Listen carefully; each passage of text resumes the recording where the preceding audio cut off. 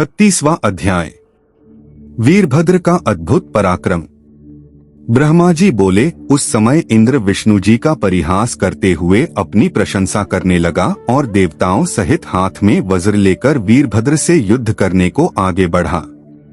तब उनका यह उद्योग देखकर रुधिर से भीगा मुख दक्ष अपनी स्त्री सहित उनके पास जाकर बोला, हे देवराज, आप लोगों के बल पर ही तो मैंने इस महान यज्ञ को आरंभ किया है, क्योंकि मैं जानता हूँ कि आप ही लोग सत्कर्मों की सिद्धि के प्रमाण हैं। दक्ष के इस वाक्य को सुन देवताओं सहित इंद्र शिव की माया से मोहित हो युद्ध करने के लिए आगे बढ़े। उनका शिवगणों से घोर युद्ध हुआ। याज्ञिक भृगुजी ने दक्ष के संतोष के लिए शिवजी के गणों का उच्चाटन किया। भूत प्रेत पिशाच पराजित होने लगे। तब यह देख वीरभद्र को बड़ा क्रोध आया और उस महाबली ने महात्रिशूल ले देवताओं को गिराना आरंभ किया। देवता, यक्ष, सिद्ध, चारण सभी उनके त्रिशूल से घायल हुए। उनकी भयंकर मार से कितने ही देवता कटमर कर खेत रहे और कितने ही भाग चले। देवताओं की भयंकर पराजय हुई। इंद्र जैसे लोकपाल ही कठिनता से युद्ध क्षेत्र में खड़े रहे। तब उन्होंने देवगुरु बृहस्पति से अपनी जय का उपाय पूछा। बृहस्पति भगवान शंकर का स्मरण कर इंद्र से बोले, हे इंद्र, मैं क्या कहूँ? जो सिद्धांत पहले विष्णु जी कह गए हैं वही प्रधान है। शिवजी का विरोधी कभी सफलता और विजय लाभ नहीं कर सकता।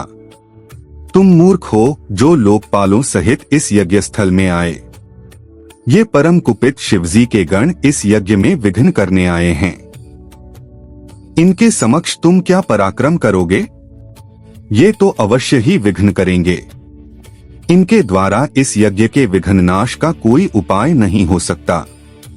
ब्रह्मा जी कहते हैं कि जब बृहस्पति जी ने ऐसा कहा तो उनके इन वाक्यों को सुनकर इंद्रादि लोकपालों को बड़ा खेद हुआ। उसी समय अपने महावीर गणों सहित वीरभद्र ने मन में शंकर जी का स्मरण कर इंद्रादिक देवताओं से कहा, है मूर्खी, तुम लोग इस यज्ञ में क्यों आए हो? अब तुम सब मेरे पास आओ तो मैं तुम्हें इसका फल दूं।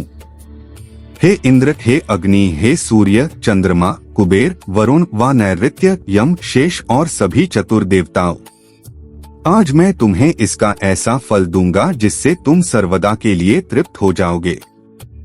ऐसा कहकर गणों का सेनापति वीरभद्र अपने तीक्ष्ण बाणों से उन देवताओं को छेदने लगा, जिसकी भयानक मार से सब देवता भाग गए।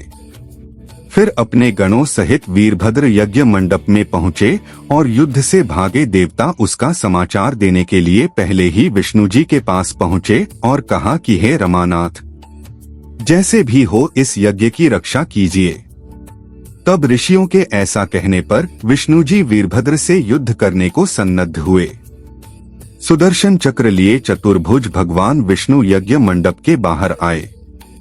उन्हें देख वीरभद्र की भ्रिकुटियां टेढ़ी हो गईं।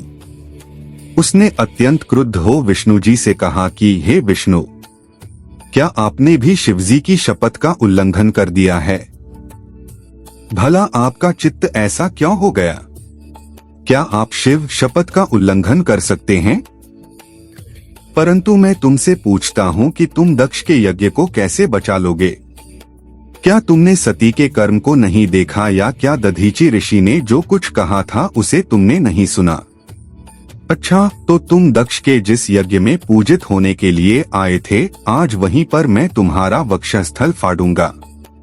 अब तुम्हारी जो रक्षा करे उसे बुलाओ। मैं तुम्हें अभी पृथ्वी पर गिराकर भस्म कर दूंगा। रे दुराचारी, शंकर विमुखी, अधम विष्णु, क्या तू पवित्र शिवजी के महात्म्य को नहीं जानता?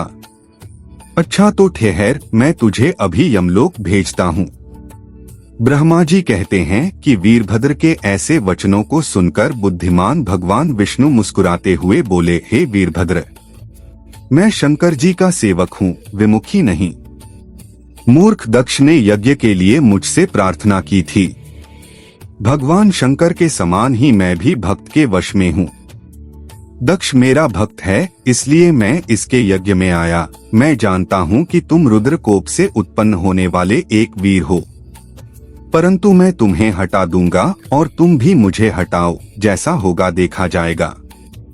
यह सुन वीरभद्र ने एक लंबी सांस लेकर हंसते हुए विष्णु जी से कहा, हे महाप्रभु, मैं तुम्हारी परीक्षा ले रहा था, परंतु अब मुझे यह जानकर प्रसन्नता हुई कि तुम मेरे प्रभु के भक्त हो। अब मैं जान गया कि जैसे शिव हैं वैसे ही तुम भी हो। विष्णु जी ने कहा, नहीं, तुम निःशंक हो, मुझसे युद्ध करो। मैं तुम्हारे अस्त्रों से व्याप्त होकर ही अपने आश्रम को वापस जाऊंगा। वीरभद्र विष्णु जी से युद्ध करने को तैयार हुआ। इति श्री शिव महापुराण द्वितीय सती खंड का 36वां अध्याय समाप्त।